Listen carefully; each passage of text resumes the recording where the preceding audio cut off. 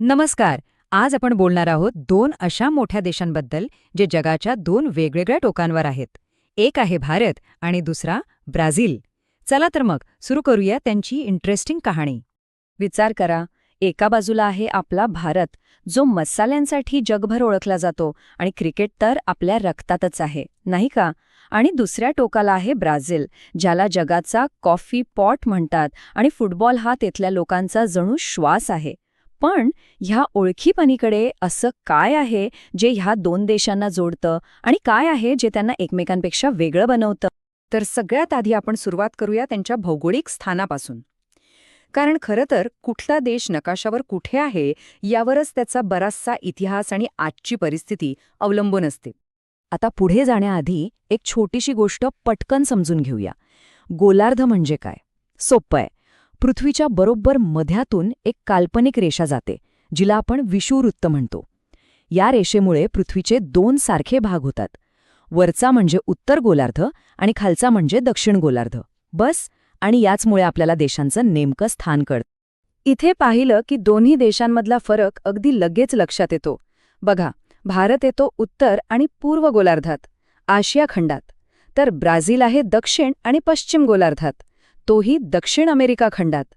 इतकंच नाही तर त्यांचे समुद्रकिनारेही वेगवेगळ्या महासागरांना लागून आहेत.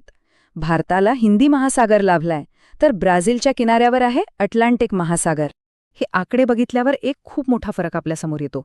भारत तो पूर्णपणे 100% उत्तर गोलार्धात आहे, पण ब्राझीलचं तसं नाहीये. ब्राझील विषुववृत्तावरच वसलेला आहे, त्यामुळे त्याचा थोडासा भाग उत्तरेत येतो, पण खूप मोठा भाग दक्षिण गोलार्धात आहे. आणि हा त्यांच्या लोकेशनमधला एक खूप मोठा मूलभूत फरक आहे. बरं, भूगोल तर झाला. आता जरा इतिहासात डोकावून पाहूया. भारत आणि ब्राझील या दोघांमध्ये एक गोष्ट कॉमन होती: युरोपियन वसाहतवाद. दोघांवरही बाहेरून राज्य केलं गेलं, पण त्यांच्या स्वातंत्र्याची गोष्ट आणि त्याचे परिणाम मात्र खूपच वेगवेगळे होते. फरक काय होता? तर भारतावर राज्य केलं ब्रिटिशांनी आणि ब्राझीलवर होतं पोर्तुगीजांचं राज्य. पण फक्त राज्यकर्तेच वेगळे नव्हते, तर त्यांच्या राजवटीचा काळही खूप वेगळा होता. भारतावर ब्रिटिशांनी जवळपास 150 वर्ष राज्य केलं. या काळात भारताच्या समाजरचनेवर, राजकारणावर आणि अर्थव्यवस्थेवर खूप खोलवर परिणाम झाले. आणि याच्या अगदी उलट ब्राझील तब्बल 300 वर्षांपेक्षा जास्त काळ पोर्तुगीजांच्या ताब्यात होता. म्हणजे विचार करा, भारताच्या जवळपास दुप्पट काळ. साहजिकच या एवढ्या मोठ्या कालखंडाने ब्राझीलची ओळख आणि संस्कृती पूर्णपणे बदलून टाकली. त्यांच्या स्वातंत्र्याच्या तारखांमध्येही जमीन अस्मानाचा फरक आहे. ब्राझीलला 1822 सालीच पोर्तुगीजांपासून स्वातंत्र्य मिळालं, तर आपल्याला म्हणजे भारताला स्वातंत्र्यासाठी 1947 साल उजाडावं लागलं. या दोन तारखांमध्ये तब्बल 125 वर्षांचं अंतर आहे. खूप मोठा फरक आहे हा.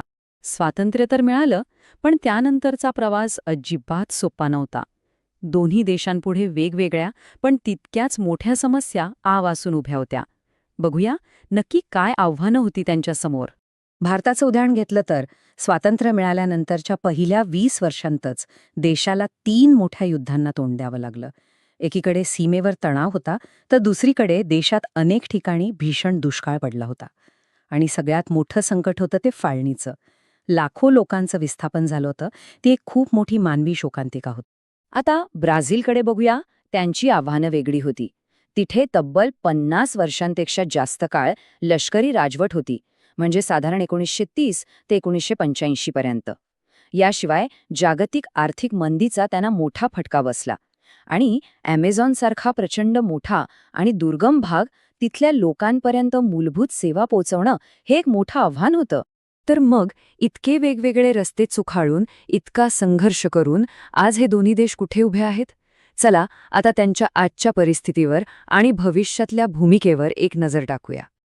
आजच्या काळात भारताची सगळ्यात मोठी ताकद मानली जाते ती म्हणजे इथली तरुण लोकसंख्या. ह्यालाच डेमोग्राफिक डिव्हिडंड असं म्हणतात. म्हणजे काम करणाऱ्या हातांची संख्या खूप मोठी आहे.